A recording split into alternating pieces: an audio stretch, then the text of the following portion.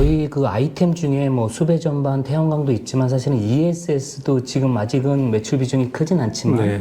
앞으로 되게 시장이 확대될 걸로 보고 있는데요. 최근에 정부 과제를 대규모로 또 수주를 하셨잖아요. 네. 그 ESS 순행식 액침 냉각 시스템에 대한 그 정부 과제인데 그 부분에 대해서 저희가 이제 기존에 갖고 있던 CND 기술을 적용하는 게 아니잖아요. 네. 그리고 우리의 그 기술력은 어떻게 우리가 주관회사로 선정될 수 있었는지, 또 3년의 그런 정부 과제가 끝나면 과연 우리는 어떤 역할을 하게 될지 그 기대 효과를 좀 한번 말씀해 주시면 좋겠습니다. 아, 네네.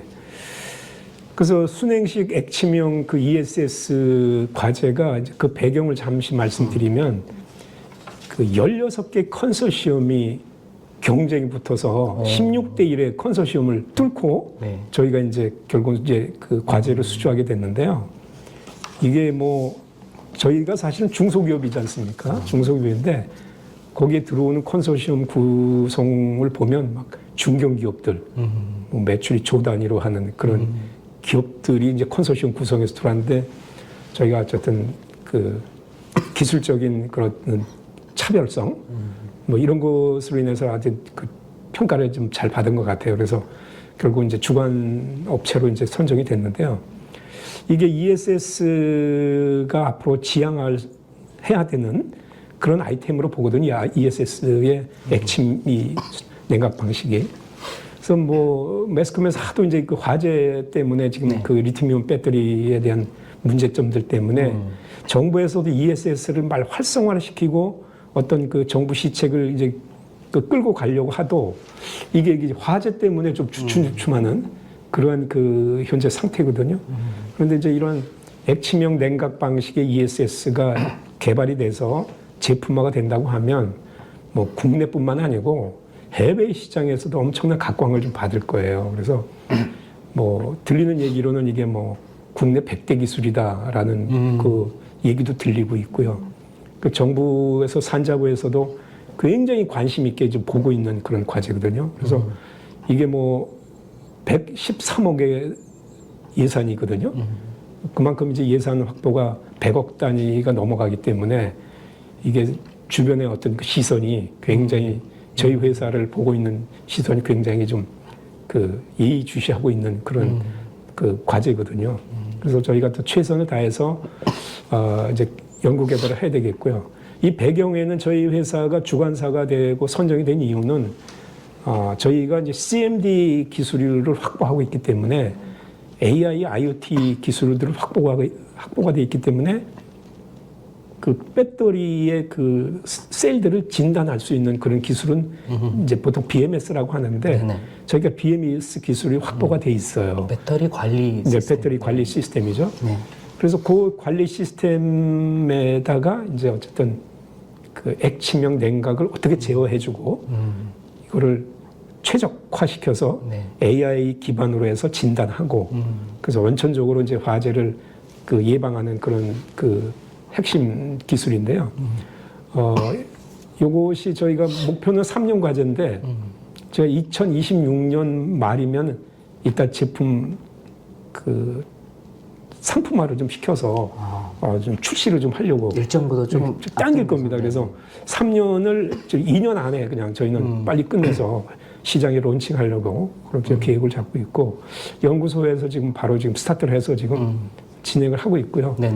어떤 CMD 기술을 바탕으로 한 거기 때문에 어떤 예상보다 좀 빨리 상품화 시켜서 어쨌든 저희가 이걸 빨리 매출을 시켜서 어쨌든 회사의 그 성장에 좀 크게 도움을 주는 이제 그런 그 제품으로 저희가 좀 개발하고 있고요. 저희가 크게 이제 시장을 보면 국내 시장뿐만이 아니고 해외 시장을 좀 진출하려고 이 기술을 이용해서 하려고 하고 있습니다. 그래서 저희 나름대로 기대가 굉장히 크고 그 G2 파워의 어떤 지금 현재 배전반 위주나 태양광 발전 장치의 어떤 그 위주의 그 사업 구조에서 요 ESS의 시장을 좀 해외로 개척을 해서 이 포트폴리오를 좀 다양화시켜서 매출 구조를 좀 점프할 수 있게끔 그런 구도로 좀 진행을 하고 있습니다. 제가 좀 더 세부적으로 개인적으로 궁금한 게 있는데 결국은 ESS가 이제 대규모 이제 고용량의 전력을 소모하면서 그거에 대한 안전이 중요해졌기 때문에 그렇습니다. 이 액침 냉각을 하는 네, 거란 말이죠. 그렇습니다. 근데 기존에는 이 공냉식도 있었고, 네. 근데 점점 더 이게 고도화가 되다 보니까 액침이 필요하다는 네. 얘기인데, 제가 알기로는 이제 대형, 예를 들어서 ESS 배터리 그 큰 컨테이너 같은 경우에는 네. 삼원계 NCM을 쓰다기보다는 중국산 LFP를 주로 안정도가 높다고 해서 쓰잖아요. 네. 네. 근데 우리가 지금 적용하고자 하는 기술은 그 NCM을 적용한 배터리에 적용하는 기술인가요? 아니면 두 개 다 상관? 두 개 다 합니다. 아, 그런가요? 그래서 모델이 두 가지예요. 그래서 하나는 아까 말씀드린 NCM 계열, 네, 네. 그거에 대한 ESS 액침하고 지금 말씀하시는 이제 LFP. 그거 이제 두 가지입니다. 그래서 해외 ESS 시장에는 네. 3원계 NCM이 아니고 거의 LFP입니다. 그래서 맞습니다. 우리가 또 해외 시장을 또 진출을 하기 위해서는 네. LFP에 대한 액침형 냉각 방식을 반드시 해야 되고요. 국내에는 이제 어쨌든 LFP보다는 NCM 계열로 아마 갈 겁니다. 그래서 NCM 계열의 액침형 냉각 방식 두 가지의 트랙을 놓고 네네. 저희가 지금 둘 다 적용할 수 있는 할, 기술이다. 그렇게 하고 있습니다. 네네. 다음은 좀 신사업에 대해서 좀 질문을 드리고 싶은데, 저희가 지금 기존에 하고 있던 그 사업이라고 하면 이제 수배전, 또 태양광 발전, 그리고 ESS가 있을 텐데, 그 밖에도 지금 너무나도 다양한 지금 사업들을 지금 검토하고 계시잖아요. 예를 들어서 원전 설비 시장에 진출 하려고 하시고, 또 뭐 올해 이제 상반기에 뭐 Q클래스 얘기도 들었는데 그거 지원하신 걸로 알고 있는데 그 결과가 어땠는지도 궁금하고요. 또 지난해인가요? 그 G2 에너지 그 태양광 EPC 사업도 진출하셨고 그 밖에도 EGIS 그 사업도 있고 또 건물하고 이제 태양광하고 일체형인 BIPB라고 하나요? BIPB도 있고 또 더 나아가서는 이제 VPP 그 가상발전소 또 폐배터리 뭐 재사용 맞습니다. 아주 다양한 그런 사업들을 하고 계신데 제가 궁금한 게 회장님이 보실 때 그런 사업 중에 가장 사업성이 높을 걸로 가시적으로 보이는 그런 사업이 어떤 사업인지 그 부분도 좀 말씀해 주시죠. 일단 그건 이제 우선순위가 저희가 이제 다양한 그 R&D를 하고 있고 사업화를 하려고 하는데 이것도 이제 순서가 있겠죠. 이제 우선순위가 있는데 우선 기존 그 아이템 이외에 어쨌든 새로 지금 시작하려고 하는 건 아까 금방 말씀드린 그 ESS 액침형 냉각 방식의 그 ESS 국내외 이제 시장을 타겟으로 하고 하는 그게 하나가 있고요. 그다음에 아까 말씀하신 것처럼 이제 원전 쪽에 저희가 캐픽 인증을 이제 받고 지금 그래서 지난해 받으셨죠. 그렇죠. 이번 달이네요. 5월 31일자로 저희가 심사를 했어요. 그게 뭐냐면 아까 말씀하신 Q클래스 그 원전 유자격 등록이죠. 그거는 최종 단계인데 그것이 저희가 기술 심사, 품질 심사, 경영 심사 이 세 가지 심사를 다 통과해야 그게 이제 결국 인증이 되는 건데 5월 31일 날 다 이제 심사를 끝냈어요. 그래서 현재까지는 특별한 이유가 없으면 6월 이제 거의 지나갔죠. 6월이 이제 7월, 8월 초면은 결과가 나오지 않을까. 그래서 좀 기대를 저희가 하고 있고요. 요 유자격 등록이 돼서 이제 그 사업이 이제 원전 한수원에서 발주가 나오는 그런 전력 설비들. 해외 원전도 다 그렇습니다. 해외 원전도 마찬가지고요. 그다음에 이제 또 뭐가 있냐면 국내 발전 5개사가 있지 않습니까? 그렇죠. 뭐 남동 발전, 남부 발전, 뭐 중부 발전, 한전자회사들 5개 발전의 그 화력, 그다음에 LNG 쪽에 어떤 그 이런 전력 설비들이 굉장히 많이 나와요. 그래서 옛날에 석탄 화력을 이제 전부 LNG로 바꾸고 있거든요. 그렇죠. 혼소. 혼소도 하고. 그래서 거기에 해당되면 이게 또 전부 다 바꿔야 되거든요. 전력 설비들이. 저희 쪽으로는 수요가 늘어나는 그렇죠. 그렇습니다. 그래서 그동안에는 저희가 이제 이런 그 Q클래스 인증이 없어서 이 발전 5개사에 나오는 물량을 저희가 접근 못 했는데 요게 이제 Q클래스 인증이 나오면 그 발전 5개사에서 나오는 전력 설비들 그거에 대한 어떤 그 물량들이 이제 좀 나오면 저희가 납품할 수 있는 자격이 갖춰져 있기 때문에 굉장히 크게 또 저희가 기대를 하고 있고요. 그러면 큐클라스론에서 원전뿐만이 아니라 다른 그렇습니다. 발전 쪽으로 오개사. 들어갈 네. 수가 있다. 네. 그래서 이제 그만큼 진입 장벽이 높았는데 어쨌든 저희가 빠른 시일 내에 어쨌든 뭐 7월, 8월이면 좋은 결과가 나오지 않을까 그렇게 기대를 좀 나름대로 하고 있습니다. 그래서 그것이 이제 먼저 말씀 두 번째고요. 그다음 세 번째는 아까 말씀하신 이제 BIPV. BIPV는 이제 건물 일체형 태양광 발전 시스템이라고 이제 저희가 호칭을 하고 있는데요. 이 건축물과 태양광 패널이 조합된 건축 외장재라고 이제 보시면 되겠습니다. 그래서 이게 벽면형이 있고 지붕형이 두 가지 종류가 있습니다. 그래서 벽면형에는 이제 주로 그 도시 빌딩들의 이제 디자인을 이제 더 좋게 하기 위해서 이제 사용하는 경우가 대부분이고요.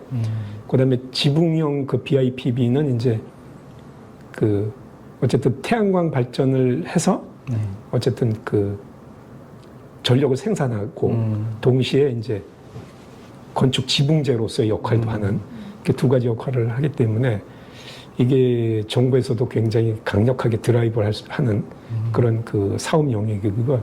저희가 그 이거 준비한 한 2년 정도 좀 준비를 했고요. 6월 그러니까 이번 달이네요.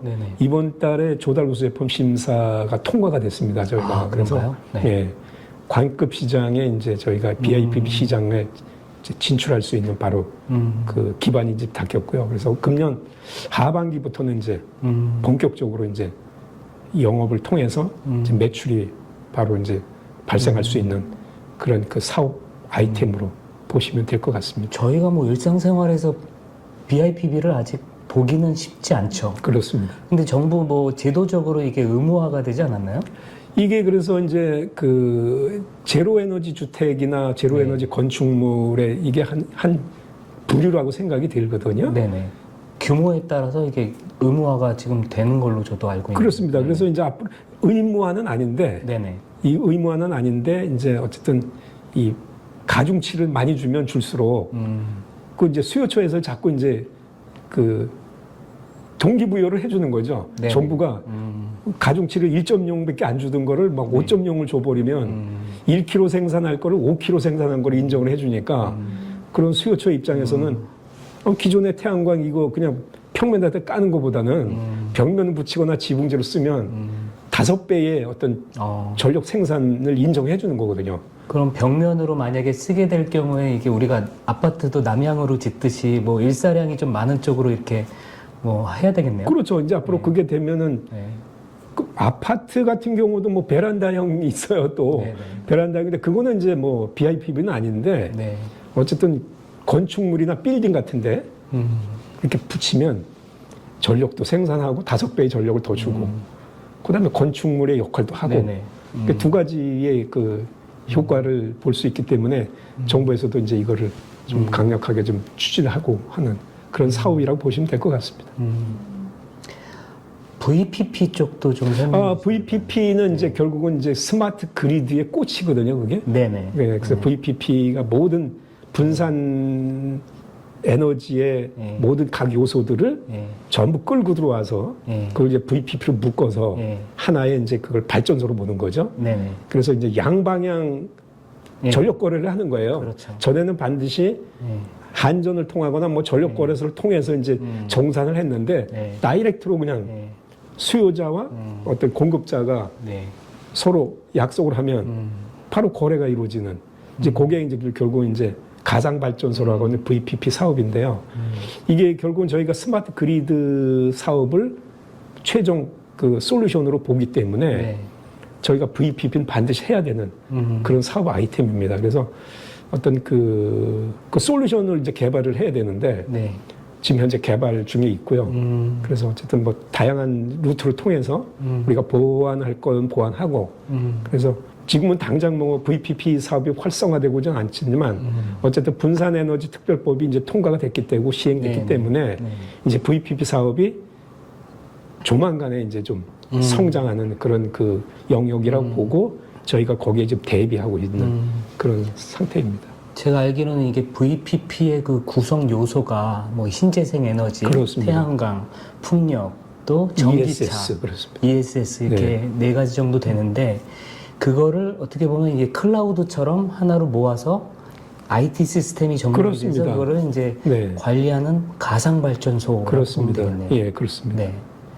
그러니까 궁극적으로는 저희는 가상 발전소를 운영하는 사업자가 그렇습니다. 되시겠다 예. 이런 것이고요. 그래서 저희가 그걸 하기 위해서 저희가 이제 신재생 에너지 그 태양광 네네. IPP 사업을 해서 지금 1.6메가를 그렇죠. 자체 발전소를 갖고 있거든요.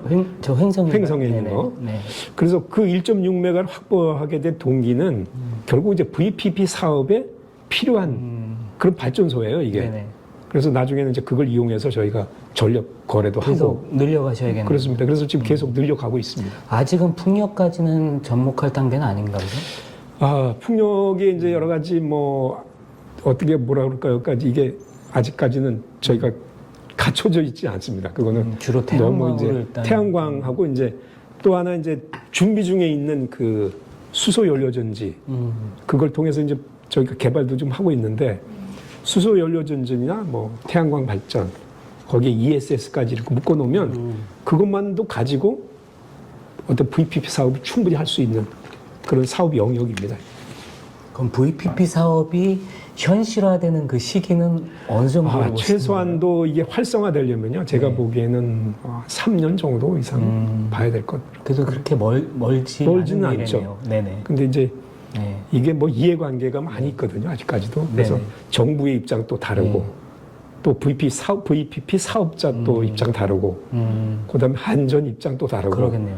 그러니까 이게 굉장히 그 이해관계가 복잡해요. 그럼 이론적으로는 VPP 사업자가 무한정 늘어날 수도 있는 거잖아요?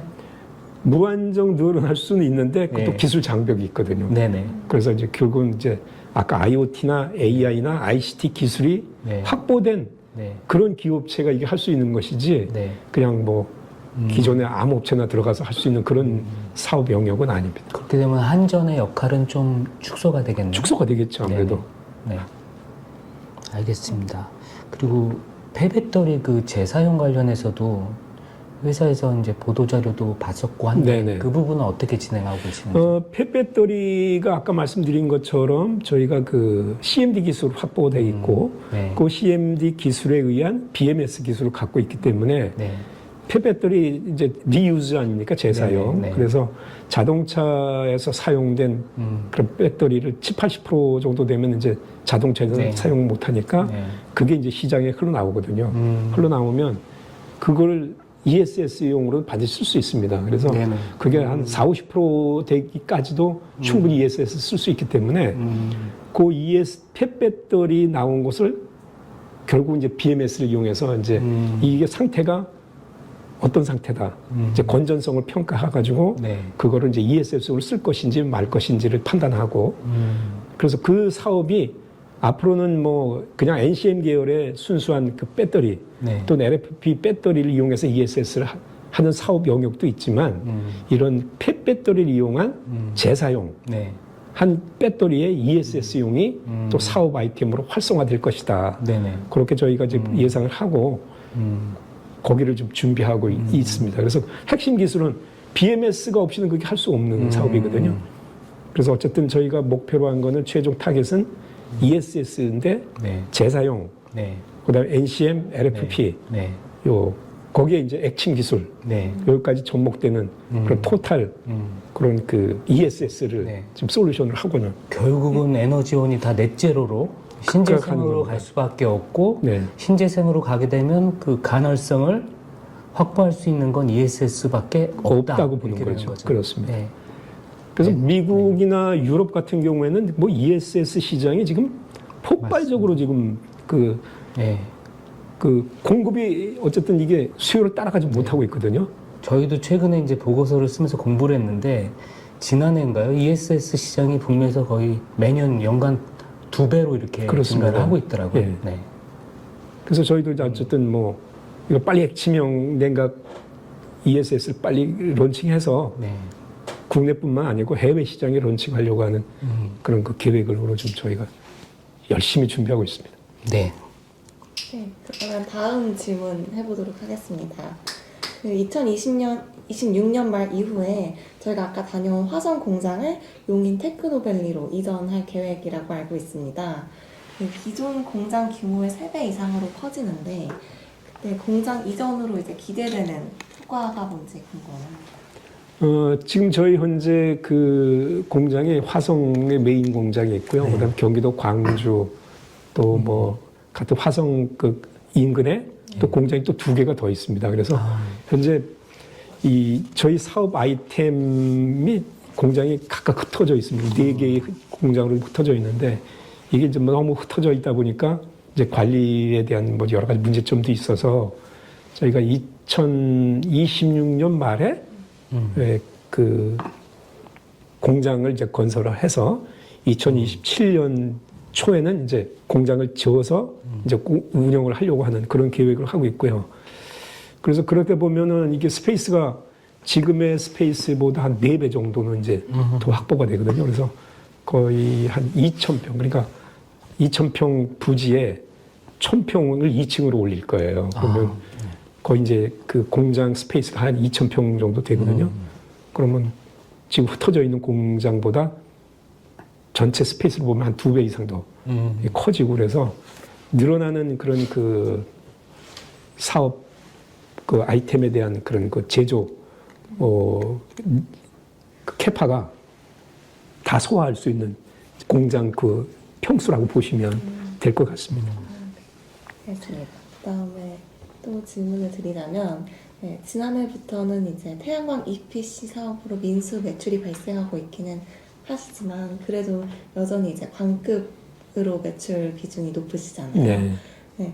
그런데 외형 성장을 위해서는 그 민수 부문을 확대할 필요가 있다고 생각이 드는데 네. 이 부분에 대해서는 또 어떻게 계획을 하고 계시는지. 그래서 이제 민수 배전반 같은 경우는 저희가 학원이 있어요. 일부 학원이 있는데 그 옥석을 가려서 해요. 예, 이제 왜 그러냐면 민수 배전반이 워낙 이제 저가의 그 시장들이 형성돼 있기 때문에 경쟁 시장이죠. 완전 경쟁 시장이고요. 그다음에 입찰이 또 최저가 입찰로 이게 민수 시장이 형성되다 보니까 이게 100% 그냥 저희가 영업을 해서 가져올 수 있는 그런 그 영역이 아니거든요.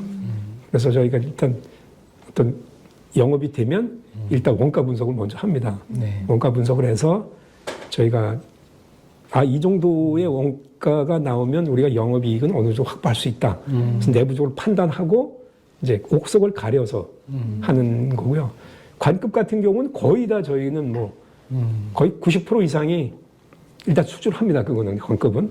근데 민수는 이 판단을 해서 저희가 이제 결정하기 때문에 민수 영업에서 그럼 수주할 수 있는 거는 거의 지금 뭐 한 20%? 20%에서 30% 주로 정도 이제 태양광 EPC 쪽에서 사용되는 그 배전반. 네. 그것들이 주로 이제 20-30%를 차지하는 그런 구조로 되어가고 있습니다. 아, 태양광 EPC에 들어가는 배전반이네요. 네. 태양광 시스템이 아니고요. 태양광 발전 시스템이 아니고 네네. 태양광 EPC에 들어가는 배전반. 네네. 어차피 또 배전반이 또 들어가거든요, 거기에. 결국은 태양광 EPC를 많이 늘리셔야 늘리면 늘릴수록 이제 민수가, 배전반도 더 커지겠네요. 민수 배전반이 네. 커지죠. 알겠습니다. 오늘 저희가 준비한 질문은 여기까지인데요. 마지막으로 저희 그 IRTV 시청자 그리고 투자자분들을 위해서 마지막으로 한마디 해주시고 오늘 인터뷰를 마치도록 하겠습니다. G2파워는 이제 기존 사업 확대와 더불어 미래 신규 사업 그 진출에 많은 그런 열정과 노력을 지금 기울이고 있습니다. 그래서 전 세계적으로 지금 전기화 시대에 맞춰서 전력 시장의 최강자로 자리매김할 수 있도록 최선을 다해서 열심히 노력하겠습니다. 감사합니다. 네, 고생 수고하셨습니다. 수고하셨습니다. 감사합니다.